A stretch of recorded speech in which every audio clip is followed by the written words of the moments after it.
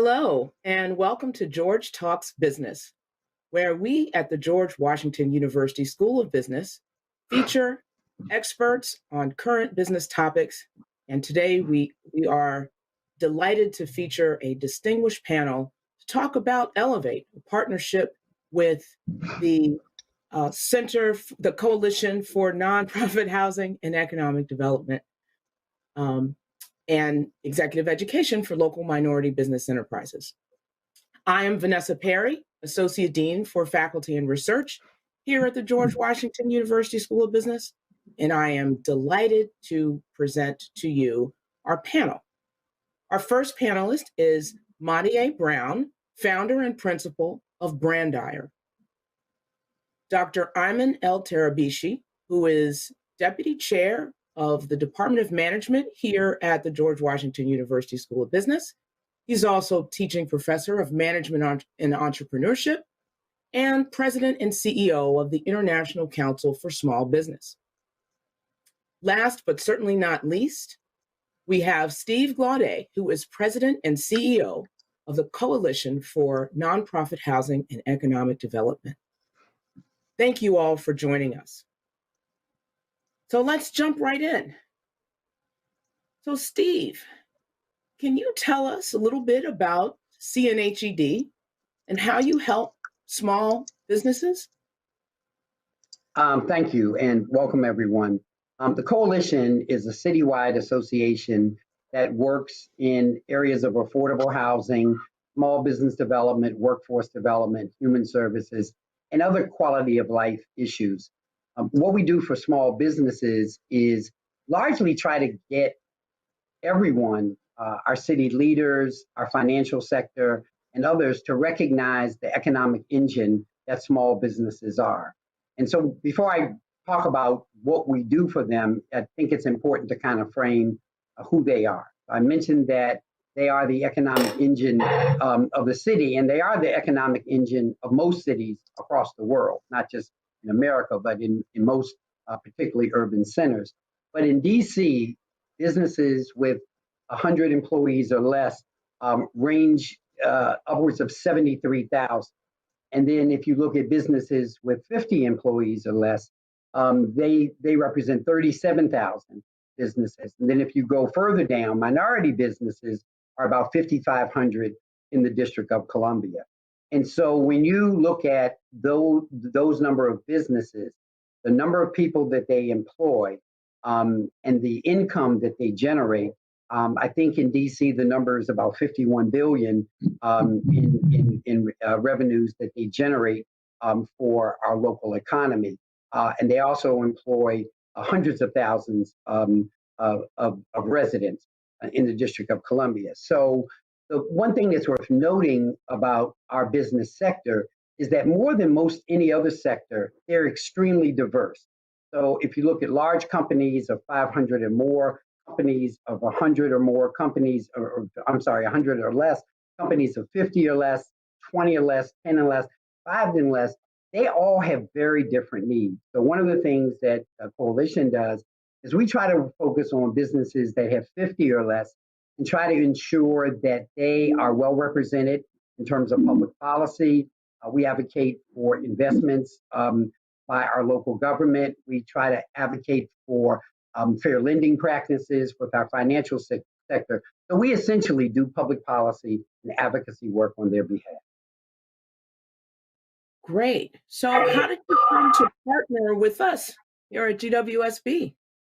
Well, as you well know, it's a kind of a loving story of engagement. But the platform for us engaging George Washington University School of Business is that we're a part of JP Morgan's National Ascend initiative. And Ascend is based on 3 pillars of engagement with small businesses across the country. And it's basically the 3 M's. There's money, there's market, and there's management.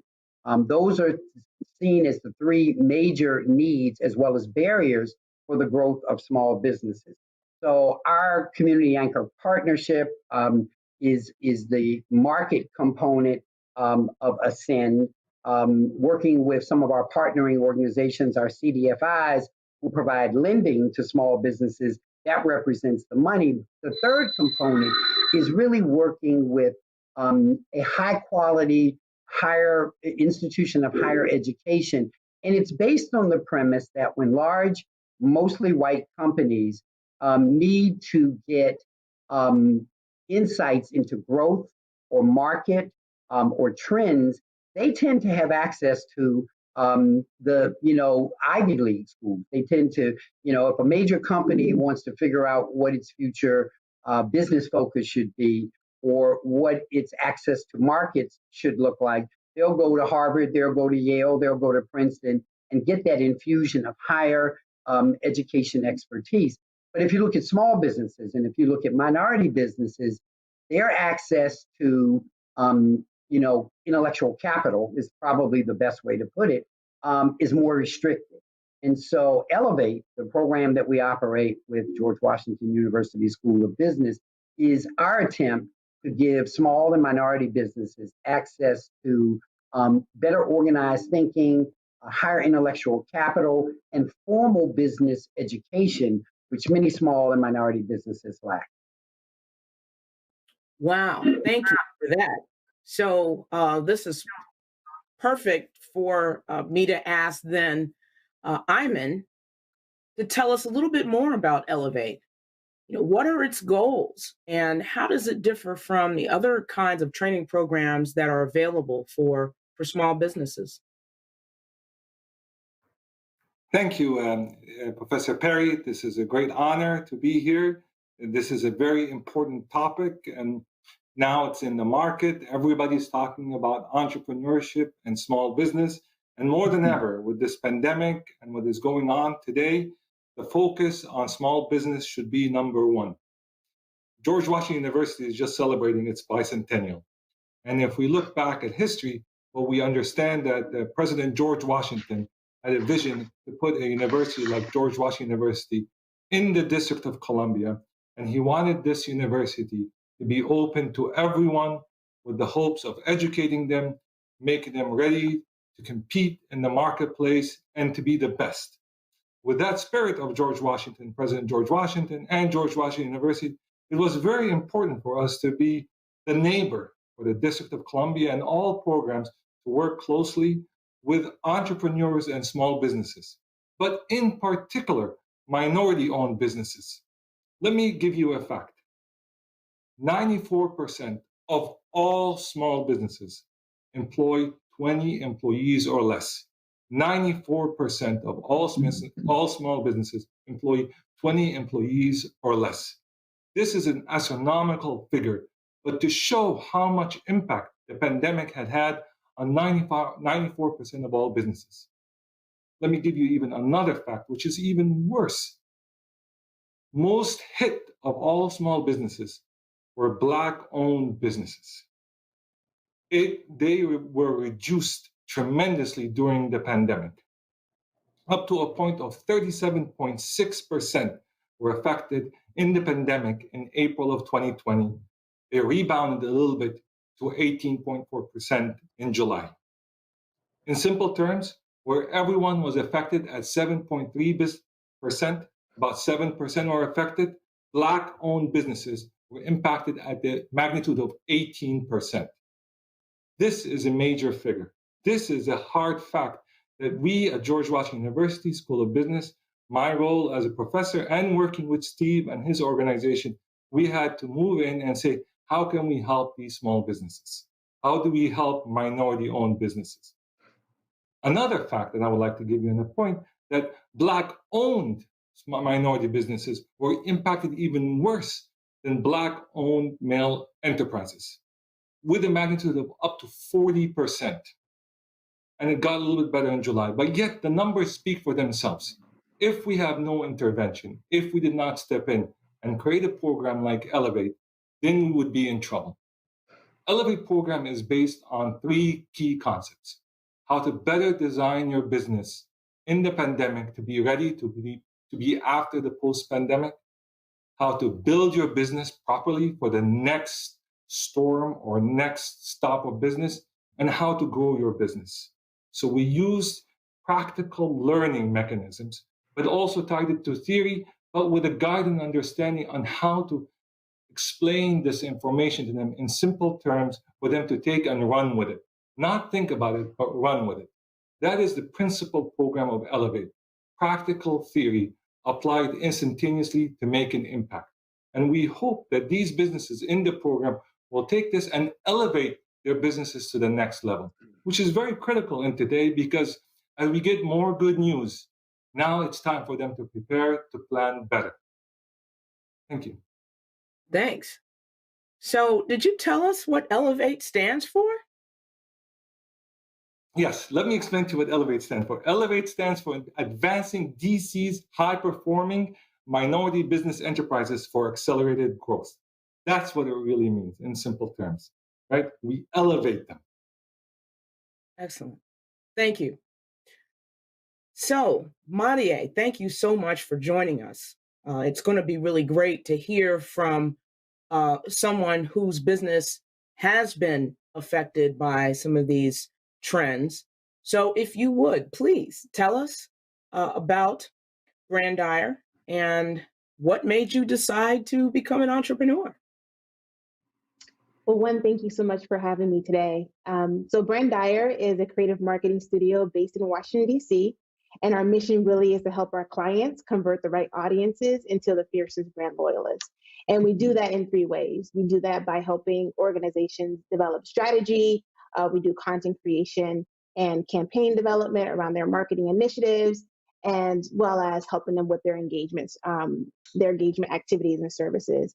And so our mission and goal is to help our clients get results.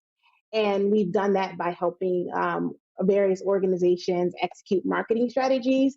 And we've done that for multi-million-dollar organizations that provide services for over 500,000 residents annually. And so on average, we typically help our clients get to increase their marketing results by 200%. And so we've had the privilege to work with a variety of organizations like the National Museum of African American History. We've worked with the Johns Hopkins Medicine Sibley Memorial Hospital. We've worked with the Center of Disease Control, as well as Norfolk State University, and over 20 BC government agencies, just to name a few. And so what made me decide to become an entrepreneur, when I think about it, I really wanted to be an entrepreneur for as long as I can remember. When I was young, I had an uncle who had an engineering firm in the late 1980s and in the 90s. And I didn't really know what he did, but I knew that he was the cool uncle who always bought me gifts. And so that was like my first foray at kind of like understanding what a business owner is, or thinking that I knew what it was. But I realized at an early age that I had a knack for business. I started my first business at the age of 12, just with 10 cents that my dad gave me. And by the end of the week, I turned that 10 cents into $5 by starting a bracelet company. But what really made me decide that I really wanted to be an entrepreneur, when it was time for me to decide what I wanted to do for the rest of my life, it was kind of hard because I had three passions. One was, I had a love for business, obviously, but I also had a passion for art and design. I won my first art award when I was the age of 7, and I had a passion for stories, and I was a published author by the time I was the age of 13. And so when I was really looking to figure out what I wanted to do as my career, I found a career that allowed me to do two of the three things that I was passionate about: art and design. And so I became a visual journalist. I worked for the Washington Post for 13 years as a visual journalist, art director, and news editor. And while I was working in that role, I was also using my skills as a designer to help some business owners, some startups with their branding and their websites, and just kind of helping them with some initial marketing materials. And so I really started Brandir as a passion project when I was working at the Post. But while I was there, I realized that even though I was helping these business owners with their marketing and branding materials, a lot of them never really took off. Their businesses kind of failed before they even began. And so that led me on a quest to really understand, why and what role did, the services that I was offering played in helping them grow, with growing their businesses. And so in 2010, I took a sabbatical and decided to get my MBA, and really wanted to focus on the role that marketing and branding. And during that time, I learned that storytelling was a huge component of that, played in helping businesses grow. And so I took some time and really kind of learned.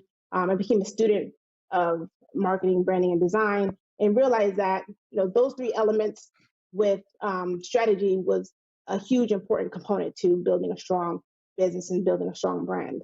And so I brought that knowledge back with me, and decided that I wanted to do my business full time and help to implement a lot of the things that I learned while I was getting my education and learning more about branding and business. And so that's kind of at the heart of what we do at Brand Dyer, tying in the component of storytelling as well as the importance of marketing and having a good, strong strategy to help you grow your business. Wow. Thank you for that. That's amazing. You did more by the time you were a teenager than I've done in my entire life, it sounds like. So, but I've got to ask you, what kind of challenges did you face as you were helping these other businesses? Since you're in the business of helping businesses, what kind of challenges did you face as an entrepreneur? Yeah, I think the biggest challenges that I faced as a business growing the same way, I've helped other businesses grow, is really that delicate balance of growth.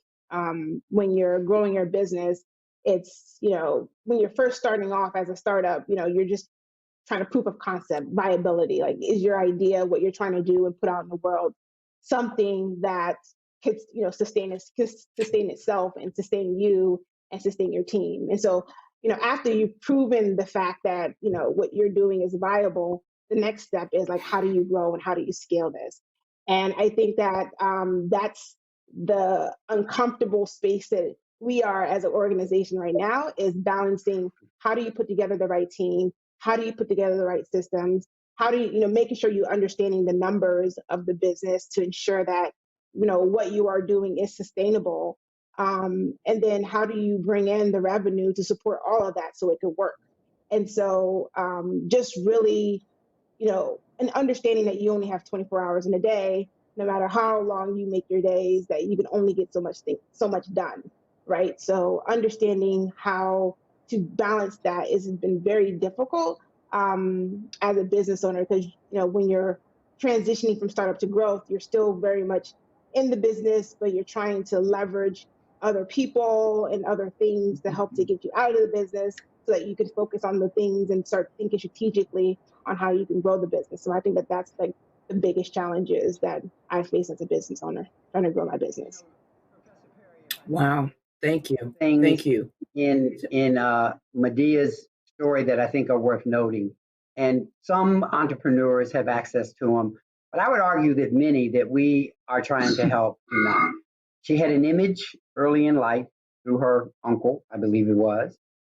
She had 13 years at the Washington Post, which gave her a view into a business, that a high performing business operation. And then she also had advanced education specifically focused on her business. And I think those are great advantages. I wish we could replicate that experience for every entrepreneur that pursues that path, but we can't, which is really speaks to the importance of Elevate.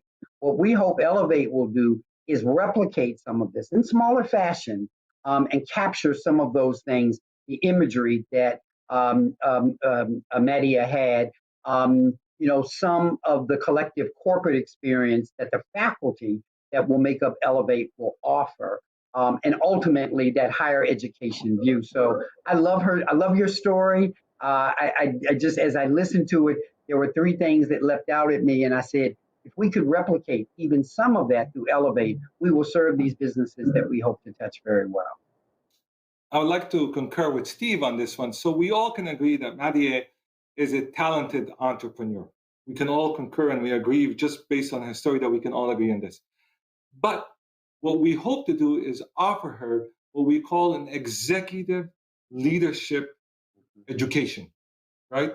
and to promote her venture even further, which comes back to our definition of what Elevate is, right? As she says, she doesn't have all the hours in the day. What she needs is the knowledge to create impact and instantaneous impact that can result in growing her business even further.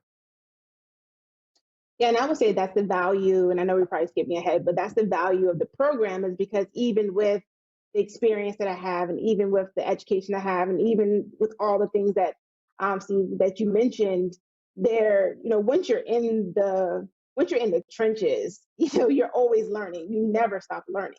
And so really then looking at the opportunities to gain the knowledge from the experience and the professors from Elevate and just even just the classes that we've had so far has helped to expand and to think differently about the challenges that I even mentioned that we're going through right now as a growing organization.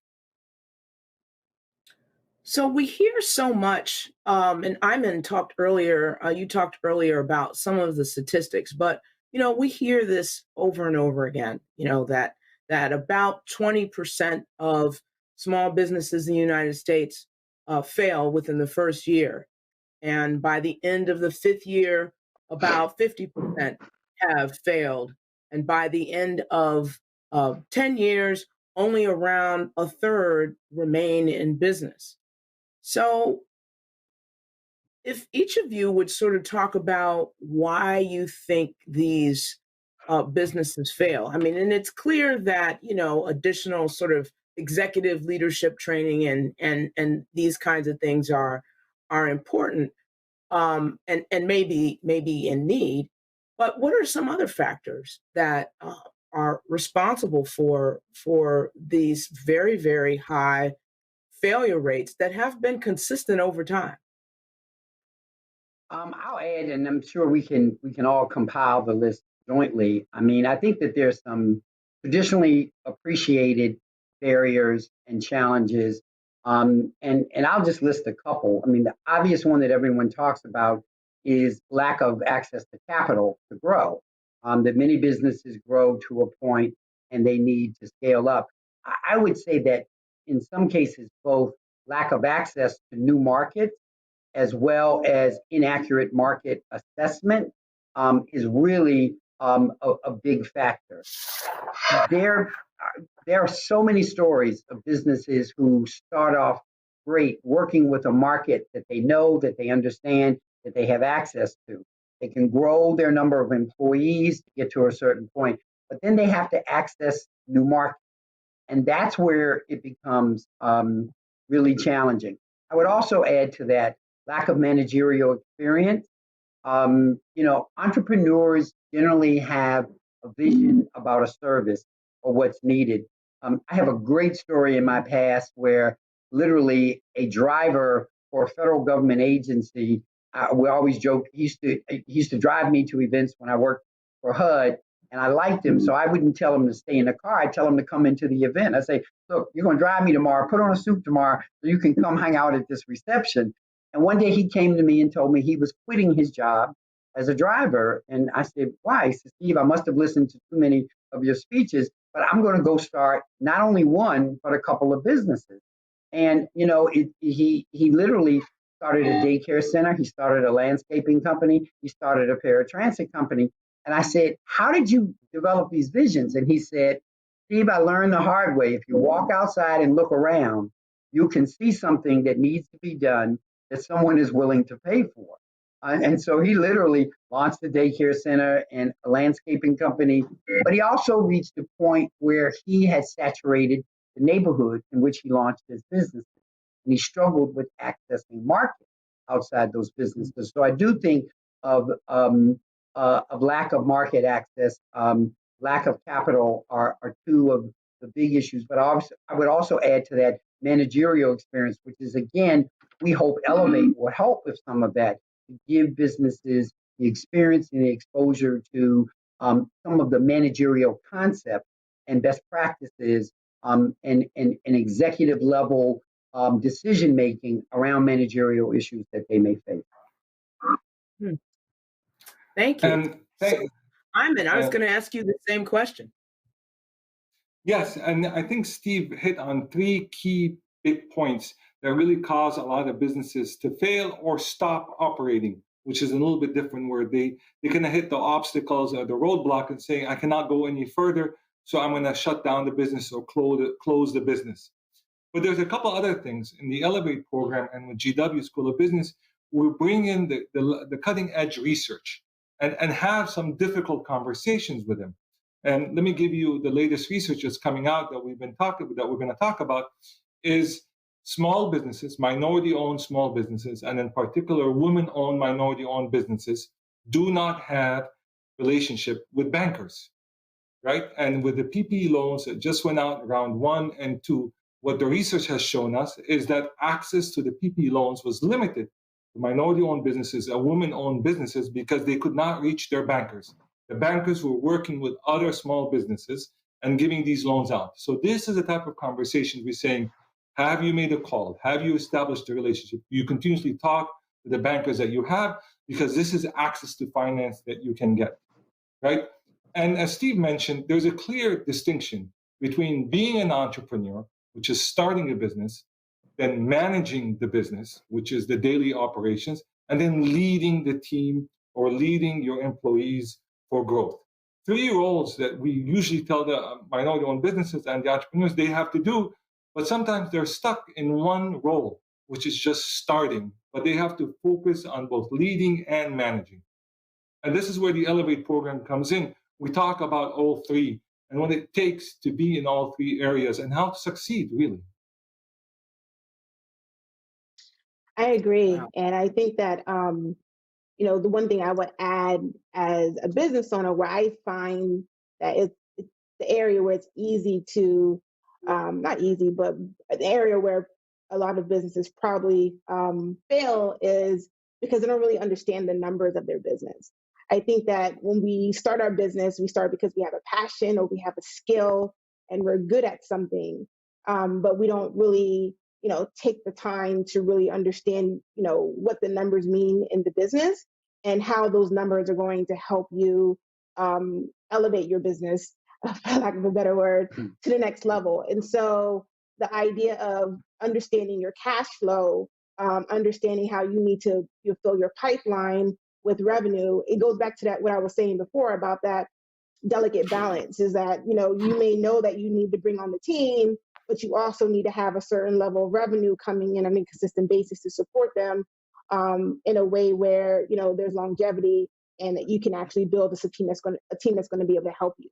And so having a clear understanding of your numbers is important. I think that as a business owner, especially when you're first starting out, again, you're still focused on making sure that your business is viable, that the numbers, you really don't feel like the crunch to understand the numbers until you really get to that point of growth. It's like, okay, what does the number say in terms of how I can grow, how fast I can grow, how many people I can bring in, what kind of revenue I need to have in. So I think in addition to having access to capital, what I found was that getting access to capital wasn't actually that as big of a barrier as I thought it was going to be. It's understanding how to use the capital that I have to then be able to strategize in my business on what I need to invest in so that I can create capacity for myself. And so the focus that I brought in, even with my own business, is, okay, I have access to capital. What I really need is a CFO or someone who is skilled in being able to help me strategize around my numbers to understand, how do I actually use it? So I think that what I think that the Elevate program can bring as well is just, understanding, bringing that knowledge and skill set in that to help to supplement some of those areas that entrepreneurs may not typically be strong in. So I myself am a creative. Yes, I was able to get advanced education in certain skill set, but my skill isn't necessarily in those numbers. So making sure you have the right people on your team who can help fill in the gaps and help you see the big picture of your business and how you need to strategize with, when you do get capital or just with the funding that you're bringing in terms of revenue to be able to use it to grow your business. Yep. Wow. So I want to switch gears just for a second and hone back in on something that Ayman alluded to early on, which is about the pandemic. So Madia, you could sort of kick this off if you would. has the pandemic affected your business? And if so, in what ways? Yeah, I think that especially when the pandemic first started at the beginning of last year, it impacted my business extremely. Um, and it made me realize where there's weaknesses in my business structure and strategy and where I needed to improve. But when the pandemic first hit, it impacted my business because in marketing, that typically is the first thing that most people get rid of, or most organizations get rid of when they're facing a financial crunch as an organization. And so what I realized is that as a marketing agency at the time when people were uncertain on how the pandemic was going to affect their bottom line, a lot of the organizations that we were in talks with and had in our pipeline for revenue for the year were cutting back on investing in marketing because they realized that their revenue was uncertain. So typically marketing is an expense that people don't invest in, even though they should when there's economic uncertainty.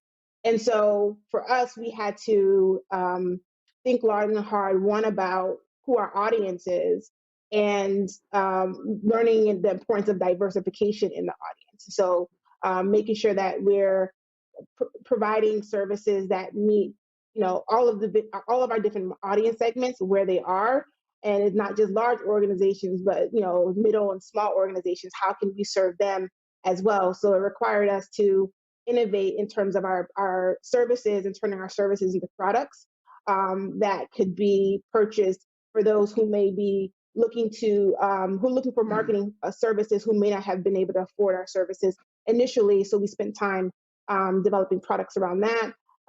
We also focused on building some tech products as well that help to serve different audiences. So that was something that we worked on. But then we also realized that this really created an opportunity for diversification of our services in other ways where, because a lot of people were home and the traditional means of marketing weren't happening, it became a heavy emphasis on a lot more people doing digital marketing. And so expanding our capabilities so that we are able to do more digital marketing services and expanding our capabilities around digital advertising and all these other things that we weren't typically doing before was something that happened.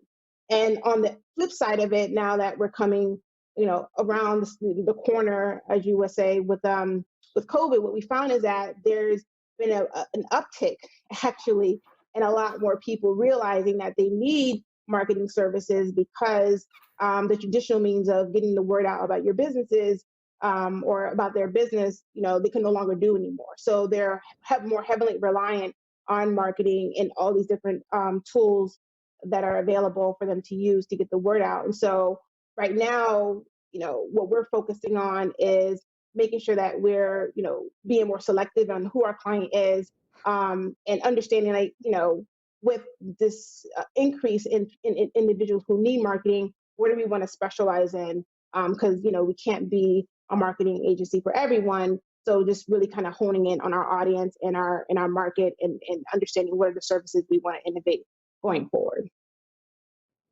Great. So, wow, thank you. It continues to be an amazing success story.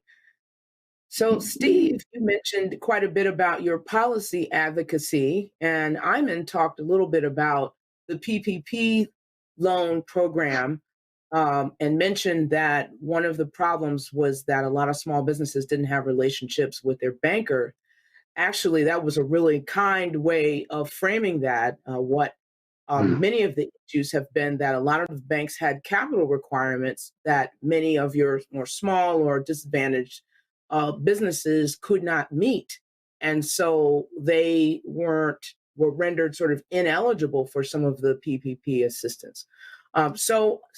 But I was hoping, Steve, that you would expand on how this has gone from the perspective of government intervention in terms of managing the pandemic and what other kinds of resources could help small businesses, particularly minority-owned businesses, during this pandemic crisis. Sure. And one real quick footnote on the small and particularly minority business response to the pandemic.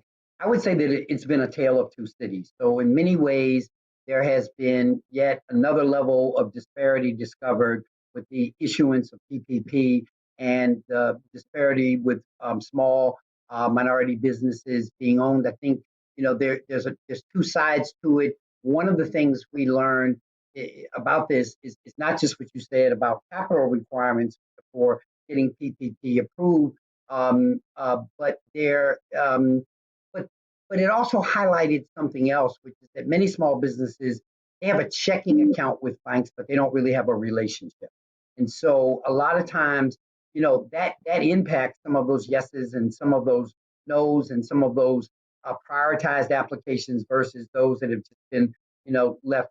I have to say that I think beyond those issues that show disparate lending during this time, as well as issuance and approval of the payroll protection loans, I think DC government really has tried to do a great job of interpreting the needs of small businesses and the plight of small businesses during this time. They quickly stood up emergency legislation. They quickly put together an emergency small business loan as well as a grant program. It was not enough, and we well know because the level of impact was just so great. But I think that they did a really good job doing their part. I serve on several national boards, so I get a view into other cities during this whole pandemic, and I can say that our local government acted very quick, was not just reactionary, but thoughtful and strategic in its use of resources and its shifts in policy. So there's some good news is the challenging part is that even with everything done, a lot of minority businesses were left exposed. We know for a fact that both the hospitality and the restaurant businesses were greatly impacted because they're event driven and they're direct customer access driven, and they were greatly impacted by the pandemic. But we also saw a lot of resilience. We've seen Black-owned catering companies convert to food trucks. We've seen maintenance companies quickly upgrade to biohazard cleaning levels so that they could still be functional during this time.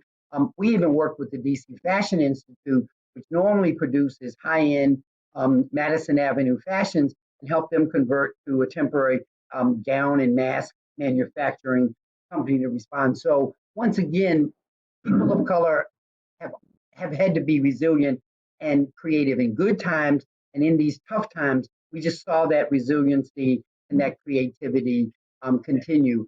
I do think that small businesses can anticipate here locally that there will be a continued focus on their evolving needs.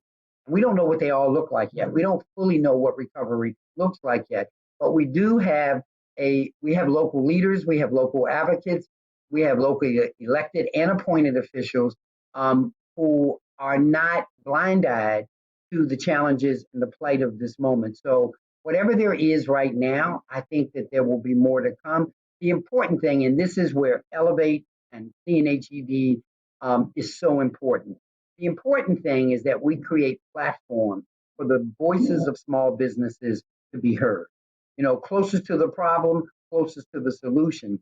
And so to the extent that our organization and us working in partnership with George Washington can create another platform for those needs to be seen and those challenges to be illuminated, it will then equip those who care to be responsive in the resources they allocate, the policies they shift, and the programs they design. Well, my last question is for, Iman, since Steve, you were just talking about having the voices of small businesses heard. Iman is head of the International Council for Small Businesses, which represents small businesses all over the world. What's on the minds of these small business owners around the world since the pandemic is a global one? Thank you, Vanessa here. And last April, I did an interview with the BBC. They called me and they asked me to give input on the issues that are happening in small businesses in the United States, but globally here. And I informed them, and the numbers are coming close. I said that we have to look at this pandemic in the tale of three stories. I said to them, 1/3 of small businesses will fail, will no longer continue working because of the pandemic. Then I told them another 1/3 will barely make it. They will survive. And then 1/3 will flourish and thrive during the pandemic because of their businesses, because how they operate here. The numbers have come back closely to what we saw here, that actually a lot of small businesses have closed shop. And what we're left here is with 2/3 of these businesses still operating, but 1/3 of them are barely hanging on, right? Mm-hmm. And I believe those that stayed in the game, that continue to operate, are a huge success story that we need to continue to support. They've made it. They made it through this tsunami, which is what we call the pandemic, wave 1 and wave 2, and now we see even wave 3. And they're still standing on their feet. They're barely making it, but they're trying to get as much information, as much help as possible. That is why we have an Elevate program that I was extremely excited about with Steve and CNHED, because it came at the perfect time. Why? Because now we're getting them ready for the future. And the future is bright. The future is really exciting. And we were talking to the faculty at GW here, and the biggest problem we have in the program is these entrepreneurs are networking nonstop. They're talking to each other all the time to seeking opportunities.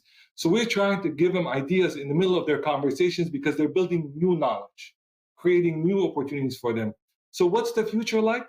The future is a combination of digital entrepreneurship, being in the digital sphere, being in the e-commerce, but also being grounded in real businesses, is meeting people soon, I hope soon, and no more fist bumping or elbow bumping, but handshakes as we move forward here. Mm-hmm. And even more exciting, and I gave a recent speech on this, women entrepreneurs are coming more and more into businesses, even though the numbers look bad, but because of technology, because of the platform, they're seeking new opportunities. So I'm an optimist in general. I like to see the glass half full here. I think the future of entrepreneurship, the future of a small business, is a combination of digital and in-person. And I think these new technologies that are coming in will make things much faster and much more efficient. So it's a moment of celebration, but it's also a moment to kind of double down and triple down on the work that we have to do in training and educating and creating these opportunities for them to network, to be successful. And I think that's our goal with Elevate, is to really elevate our conversation, elevate our knowledge sharing to a level where they can take it and create major impact in their businesses, but more importantly, also in the community. And DC is a very special community here. This is, we are part of the DC community here. So this is really critical for us to give back to the community. Wow. Thank you so much for that, Ayman. And I just want to thank Marie for all of your insights and wonderful stories.